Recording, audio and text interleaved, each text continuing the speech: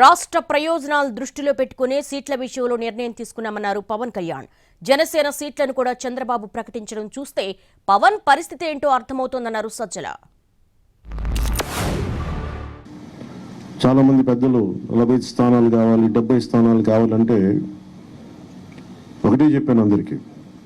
2019లో కనీసం నాకు ఒక 10 స్థానాలు ఉండుంటే ఈరోజు ఎక్కువ స్థానాలు తీసుకొని ఒక మంచి చక్కటి అవకాశం ఉండేది. అది కోల్పోయాం కాబట్టి ఈసారి తక్కువ స్థానాలతోటి 98% స్ట్రైకింగ్ రేట్ ఉండాలి. దాంట్లో భాగంగానే 24 స్థానాలు 3 పార్లమెంట్లు ఫిక్స్ అయిపోయాం. అసలు 24 అది అనౌన్స్మెంట్ కూడా పవన్ కళ్యాణ్ కాకుండా ఆయన చేయడం, అంటే జనసేన ఎన్ని సీట్లు పోటీ చేస్తున్న 175లో కూడా ఆయనే చెప్పడం. 24 ఆ 24లో ఎంతమంది ఈయన క్యాండిడేట్ ఉంటారు, అవన్నీ చంద్రబాబు నాయుడు పెట్టే క్యాండిడేట్లే ఉంటారు. వాళ్ళల్లో కూడా ఎక్కడికక్కడ బహుశా బీజేపీ కూడా దాంట్లోనే ఇస్తాడో తెలియదు. 24లోనే చంద్రబాబు నాయుడు ఈయన చేస్తున్న చంద్రబాబు నాయుడు చేస్తున్న ఎత్తులు ఏమున్నాయి? ఇటుపక్క బీజేపీతో పొత్తు పెట్టుకోవాలనే ప్రయత్నం, ఆ ఆత్రం.